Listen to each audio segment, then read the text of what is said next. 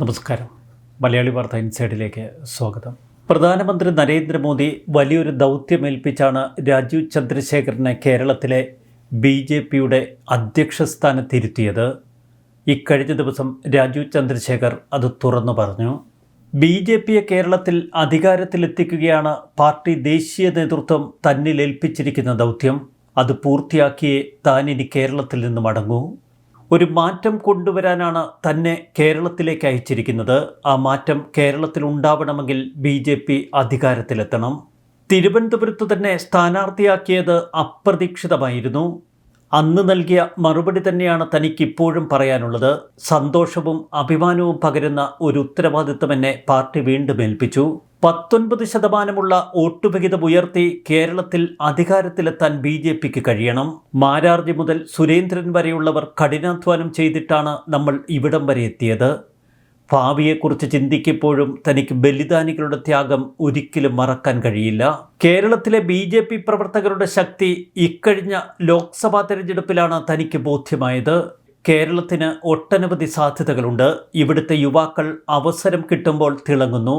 എന്നാൽ ദക്ഷിണേന്ത്യയിൽ മറ്റു സംസ്ഥാനങ്ങളെക്കാൾ കേരളം പിന്നോട്ടു പോകുന്നത് എന്തുകൊണ്ടാണ് എന്ന് നമ്മൾ ചോദിക്കണം. ഇവിടെയുള്ള യുവാക്കൾക്ക് എന്തുകൊണ്ട് അവസരം കിട്ടുന്നില്ല? എന്തുകൊണ്ട് കേരളത്തിൽ നിക്ഷേപം വരുന്നില്ല? എന്തുകൊണ്ട് കേരളം വികസിക്കുന്നില്ല? കടമെടുത്താണ് ഇവിടുത്തെ സർക്കാർ മുന്നോട്ട് പോകുന്നത്. പുതിയ പദ്ധതികളൊന്നും അവർ കൊണ്ടുവരുന്നില്ല. കേരളത്തിലെ 2 പാർട്ടികളും പാലിക്കപ്പെടാത്ത വാഗ്ദാനം നൽകിയതുകൊണ്ട് ആളുകൾക്ക് അവരിലുള്ള വിശ്വാസം പൂർണ്ണമായി നഷ്ടപ്പെട്ടു. കേരളം വളരണം, കുട്ടികൾക്ക് മികച്ച ഭാവി സൃഷ്ടിക്കണം, സംരംഭങ്ങൾ വരണം. ഇതാണ് BJP എന്നെ ഏൽപ്പിച്ചിരിക്കുന്ന ദൗത്യം. തകർന്നു കിടക്കുന്ന ഇന്ത്യയുടെ സമ്പദ് വ്യവസ്ഥ മോദി മികച്ചതാക്കി. കൂടുതൽ അവസരങ്ങളുള്ള സ്ഥലങ്ങളിലേക്ക് നമ്മുടെ യുവത്വം പോകും. സംസ്ഥാനത്ത് നിന്ന് യുവത്വം പോയാൽ നിക്ഷേപങ്ങൾ പിന്നീട് ഇവിടെ വരില്ല. ഒരു ടീമായി നമുക്ക് ഓരോ വീട്ടിലും വികസന സന്ദേശം എത്തിക്കണം. വികസിത ഇന്ത്യ പോലെ വികസിത കേരളം യാഥാർത്ഥ്യമാക്കണം. ഇന്ത്യയുടെ ദുർബല സമ്പദ് വ്യവസ്ഥയിൽ നിന്ന് 4ാം സ്ഥാനത്തേക്ക് ഇന്ത്യയെ കൈപിടിച്ചുയർത്തി നരേന്ദ്രമോദി. അതേ മോദി സർക്കാരിൻ്റെ നയമാണ് കേരളത്തിലും ഞങ്ങളുടെ ദൗത്യം. കഴിവുള്ള യുവാക്കൾ അവസരങ്ങൾ തേടി മറ്റു സംസ്ഥാനങ്ങളിലേക്ക് പോകും. അതുകൊണ്ട് തന്നെ അവസരങ്ങൾ ഉണ്ടായില്ലെങ്കിൽ യുവാക്കൾ മറ്റെവിടേക്കെങ്കിലും പോകും. നോക്കുകൂലിയുള്ള കേരളത്തെ അല്ല നമുക്ക് വേണ്ടത്. നിക്ഷേപവും തൊഴിലും അവസരവുമുള്ള കേരളമായി തീരണം. മാറ്റം കൊണ്ടുവരാൻ NDA അധികാരത്തിലെത്തണമെന്ന് രാജീവ് ചന്ദ്രശേഖർ ഇന്നലെ മാധ്യമങ്ങൾക്ക് നൽകിയ അഭിമുഖങ്ങളിൽ തികഞ്ഞ തെളിമ. BJP സംസ്ഥാന അധ്യക്ഷനായതിനു ശേഷം പാർട്ടി പ്രവർത്തകരെ അഭിവാദ്യം ചെയ്യുമ്പോൾ അദ്ദേഹത്തിൻ്റെ വാക്കുകളിൽ തെളിഞ്ഞ വ്യക്തത. അതെ, BJP ഒരു ദൗത്യമേൽപ്പിച്ചാണ് രാജീവ് ചന്ദ്രശേഖറിനെ കേരളത്തിലേക്ക് അയച്ചിരിക്കുന്നത് എന്ന് വ്യക്തമാക്കുന്നതാണ് അദ്ദേഹത്തിൻ്റെ വാക്കുകൾ. ആ വാക്കുകളിൽ നിശ്ചയദാർഢ്യമുണ്ട്. അടുത്ത BJP പ്രസിഡന്റായി കേരളത്തിലെ BJP പ്രവർത്തകർ ഏറെ സ്വപ്നം കണ്ടിരുന്നു ശോഭാ സുരേന്ദ്രനെ. എന്നാൽ MT രമേശിനെയും ശോഭാ സുരേന്ദ്രനെയും ഒക്കെ മാറ്റി നിർത്തി രാജീവ് ചന്ദ്രശേഖറിനെ അത്തരമൊരു ദൗത്യം ഏൽപ്പിക്കുമ്പോൾ രാജീവ് തീർത്തു പറയുന്നു, ഇനി കേരളത്തിൻ്റെ BJPയിൽ പല ഗ്രൂപ്പുകൾ ഉണ്ടാവില്ല. ശോഭാ സുരേന്ദ്രനും MT രമേശിനുമൊക്കെ അവരർഹിക്കുന്ന ഉന്നത പദവികൾ അവരെ കാത്തിരിക്കുന്നു. കൂടുതൽ ഉത്തരവാദിത്തങ്ങളിലേക്ക് അവർ കടന്നു വരും. അതുതന്നെയാണ് കേരളത്തിലെ BJP പ്രവർത്തകർ പ്രതീക്ഷിക്കുന്നതും. അച്ചടക്കമുള്ള ഒരു പാർട്ടിയെ കൈപിടിച്ചുയർത്തുക, അതിലപ്പുറം അധികാരത്തിലെത്തിക്കാൻ NDA എന്ന മുന്നണിക്ക് ശക്തനായ ഒരു തേരാളി ഉണ്ടാവുക. BJPയുടെ സംസ്ഥാന അധ്യക്ഷനായതിനു ശേഷം ആദ്യമായി രാജീവ് ചന്ദ്രശേഖർ ഫേസ്ബുക്കിലൊരു കുറിപ്പിട്ടു. വിദ്യ കൊണ്ട് പ്രബുദ്ധരാകുക, സംഘടന കൊണ്ട് ശക്തരാവുക, പ്രയത്നം കൊണ്ട് സമ്പന്നരാവുക. ശ്രീനാരായണ ഗുരുവിൻ്റെ വാചകങ്ങളാണ് രാജീവ് ചന്ദ്രശേഖർ തൻ്റെ ഫേസ്ബുക്കിൽ കുറിച്ചത്. 2 പതിറ്റാണ്ടിൻ്റെ രാഷ്ട്രീയ അനുഭവവുമായി കേരളത്തിൽ BJPയുടെ അമരത്തെത്തിയ രാജീവ് ചന്ദ്രശേഖർ തൻ്റെ മനസ്സിലെന്ത് എന്ന് തുറന്നു പറയുകയാണ് പ്രവർത്തകരോട്. നമുക്ക് ഇനി 2 ലക്ഷ്യം, ഒരൊറ്റ ലക്ഷ്യം മാത്രം. മിഷൻ 2026 ഇപ്പോൾ രാജീവ് ചന്ദ്രശേഖർ BJP പ്രവർത്തകർക്ക് മുന്നിലല്ല, കേരളത്തിൻ്റെ പൊതു മനസ്സാക്ഷിക്ക് മുന്നിലാണ് അവതരിപ്പിച്ചിരിക്കുന്നത്. അതെ, മിഷൻ 2026 BJP കേരളത്തിൽ ഭരിക്കാൻ അധികാരത്തിലെത്താൻ ഉദ്ദേശിച്ചുള്ള പദ്ധതി തന്നെ. കേരളത്തിൽ അധികാരം പിടിക്കുകയാണ് തന്നെ ഏൽപ്പിച്ച ദൗത്യമെന്ന് രാജീവ് ചന്ദ്രശേഖർ തുറന്നു പറയുന്നു. അതുതന്നെയാണ് കേരളത്തിലെ BJP പ്രവർത്തകരെ ഇത്രയധികം ആവേശത്തിലാക്കിയതും. കേരളത്തിൽ മാറ്റം കൊണ്ടുവരികയാണ് തന്റെ ലക്ഷ്യമെന്ന് രാജീവ് ചന്ദ്രശേഖർ ഇന്നലെ തുറന്നു പറഞ്ഞു. ആ മാറ്റം എങ്ങനെയെന്നും അദ്ദേഹം കൃത്യമായി വിശദീകരിച്ചു. എല്ലാവരെയും ഒരുമിച്ച് കൊണ്ടുപോകുന്ന ഒരു ടീമായിരിക്കും ഇനി മുന്നോട്ട് വരേണ്ടത്. BJPയിൽ തനിക്കായി ഒരു ടീമും ഇനി ഉണ്ടാവില്ല എന്ന് രാജീവ് ചന്ദ്രശേഖർ തീർത്തു പറഞ്ഞു. അധികാരം പിടിക്കുക എന്ന ഒരൊറ്റ ലക്ഷ്യം മാത്രമാണ് തനിക്ക് മുന്നിലുള്ളത്. കേരളത്തിൽ മാറ്റം കൊണ്ടുവരിക എന്ന സ്ട്രാറ്റജി ഞങ്ങൾക്ക് മുന്നിലുണ്ട്.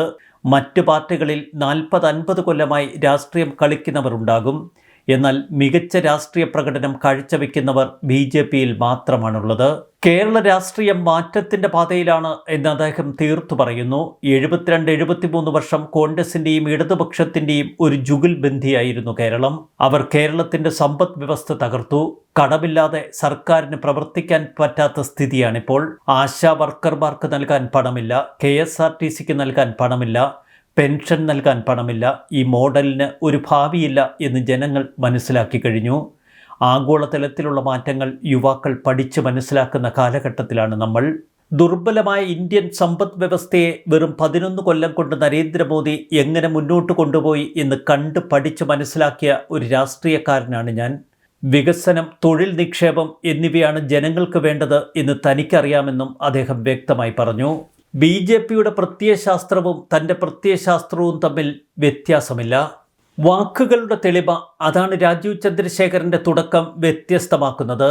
കേരളത്തിലെ BJP പ്രവർത്തകർക്ക് കൂടുതൽ ആവേശം കൈവരാനുള്ള കാരണവും അതുതന്നെ. രാജീവ് ഉന്നം വയ്ക്കുന്നത് BJPയെ അധികാരത്തിലെത്തിക്കുക എന്ന ലക്ഷ്യത്തിലേക്ക്. കേരള ഘടകത്തിലെ ഗ്രൂപ്പ് പോരാണ് രാജീവ് ചന്ദ്രശേഖർ എന്ന തീരുമാനത്തിലേക്ക് കേന്ദ്ര നേതൃത്വത്തെ എത്തിച്ചത്. അതിനു മുൻപ് ദേശീയ നേതൃത്വം കേരളത്തിലെ രാഷ്ട്രീയ കാലാവസ്ഥയെക്കുറിച്ച് ചില പഠനങ്ങൾ നടത്തി. അഭ്യസ്തവിദ്യരായ യുവാക്കൾക്കേറെ സ്വാധീനമുള്ള സംസ്ഥാനമാണ് കേരളം. അവിടെ വികസനത്തിൻ്റെ ഒരു നായകൻ പിറക്കണം. തദ്ദേശ നിയമസഭാ തെരഞ്ഞെടുപ്പുകൾ അടുത്തു നിൽക്കെ പല തട്ടുകളായി നിൽക്കുകയാണ് സംസ്ഥാന നേതൃത്വം. എന്നാൽ സംസ്ഥാന നേതൃത്വത്തെ പൂർണ്ണമായി വിശ്വാസത്തിലെടുത്ത് പാർട്ടിയെ നയിക്കാൻ ആർജവമുള്ള ഒരു നേതാവിനെ വേണമെന്ന് ദേശീയ നേതൃത്വം കണക്കുകൂട്ടി. തൻ്റെ 5 വർഷ കാലാവധി പിന്നിട്ടു എങ്കിലും വരുന്ന തെരഞ്ഞെടുപ്പുകൾ മുന്നിലുള്ളതുകൊണ്ട് തുടരാൻ കഴിയുമെന്ന പ്രതീക്ഷയായിരുന്നു K. സുരേന്ദ്രന്. കഴിഞ്ഞ തവണ സുരേന്ദ്രനൊപ്പം പരിഗണിക്കപ്പെട്ട MT രമേശ് ഇക്കുറി തികഞ്ഞ പ്രതീക്ഷയിലായിരുന്നു. V. മുരളീധരൻ, PK കൃഷ്ണദാസ് പക്ഷങ്ങളുടെ കണക്കുകൂട്ടലുകൾ പൂർണ്ണമായി പൊലിഞ്ഞു. വനിതാ പ്രാതിനിധ്യം കൂട്ടാനുള്ള പാർട്ടിയുടെ തീരുമാനം, അതിലപ്പുറം അമിത്ഷാ തുടങ്ങിയ കേന്ദ്ര നേതാക്കളുമായുള്ള അടുത്ത ബന്ധം. അതുകൊണ്ട് തന്നെ ശോഭാ സുരേന്ദ്രൻ കേരളത്തിൽ BJPയുടെ അധ്യക്ഷ സ്ഥാനത്തെത്തും എന്ന് പ്രതീക്ഷിച്ച പ്രവർത്തകർ ഏറെയായിരുന്നു. MT രമേശിനെയും ശോഭാ സുരേന്ദ്രനെയും ഒന്നും ദേശീയ നേതൃത്വം ഇക്കുറി പരിഗണിക്കാതിരുന്നതിന് പിന്നിൽ ഗ്രൂപ്പ് പോര് എന്ന ഒരൊറ്റ പ്രശ്നം മാത്രം. ശോഭാ സുരേന്ദ്രൻ ഇക്കുറി അധ്യക്ഷ സ്ഥാനത്തേക്ക് പരിഗണിക്കപ്പെട്ടില്ല എന്ന ആശ്വാസമായിരിക്കാം ഒരുപക്ഷെ മുരളീധരൻ സുരേന്ദ്രൻ വിഭാഗത്തിന്. എന്നാൽ കഴിഞ്ഞ ലോക്സഭാ തെരഞ്ഞെടുപ്പിൽ ശശി തരൂരിനോട് തോറ്റുവെങ്കിലും തികഞ്ഞ വീരാളിയുടെ പരിവേഷത്തിലായിരുന്നു രാജീവ് ചന്ദ്രശേഖർ.